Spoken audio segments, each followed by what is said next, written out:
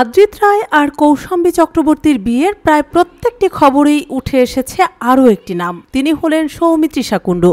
এই নিয়ে সৌমিত্রিষাকে জবাবও দিতে দেখা গিয়েছে। আদ্রিত কৌশাম্বীর বিয়ের রিসেপশনে তিনি ইনস্টা স্টোরিতে লেখেন, আমি কোনো কাণ্ড না ঘটিয়েই সবসময় স্পটলাইটে চলে আসি। তবে এই প্রথম মুখ খুললেন সৌমিত্রিষা আদ্রিত আর কৌশাম্বীর বিয়ে নিয়ে। এবিপিকে অভিনেত্রী বলেন, আদ্রিতের সঙ্গে আমার কোনো সমস্যা হয়নি কখনো। মিঠাই ধারাবাহিক শেষ হয়ে গিয়েছে, আমরা সবাই নিজেদের জীবন নিয়ে ব্যস্ত, খুশি, সবাই এগিয়ে গিয়েছি নিজের মতো করে। আদ্রিত আর কৌশাম্বীর বিয়ে ও রিসেপশনে হাজির ছিলেন গোটা মিঠাই টিম। হল্লা পার্টির সকলে থাকলেও মিঠাই ছিলেন মিসিং, যা মর্মাহত করেছিল অভিনেত্রীর ভক্তদের। মিঠাই পরিবারের বাকি সদস্যদের পোস্টে রীতিমতো প্রশ্ন তুলেছিলেন সকলে, সৌমিত্রিষার প্রতি এমন আচরণ কেন?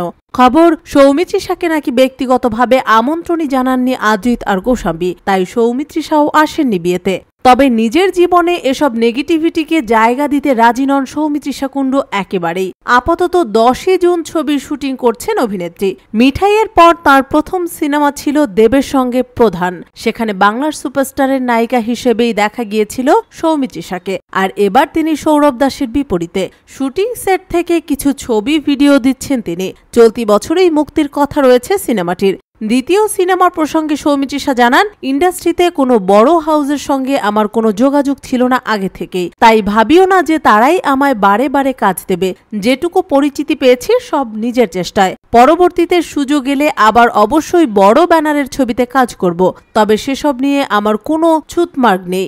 10 জুনের চিত্রনাট্য পড়ে মনে হয়েছিল এখানে আমার কাছে অভিনয়ের সুযোগ আছে, এটা আমার কাছে চ্যালেঞ্জিং, আর কি চাই। আপাতত হানিমুনে আদ্রিত আর কৌশাম্বী ফ্লাইট থেকে রানওয়ের একটি ছবি শেয়ার করে নিয়েছিলেন নতুন বউ। যদিও কোথায় তাদের গন্তব্য তা প্রকাশ্যে আনেননি তারা। কাজের সূত্রে কৌশাম্বী বর্তমানে কাজ করছেন ফুলকিতে, আর আদ্রিতকে পরবর্তীতে দেখা যাবে SVF এর পাগল প্রেমী সিনেমায়।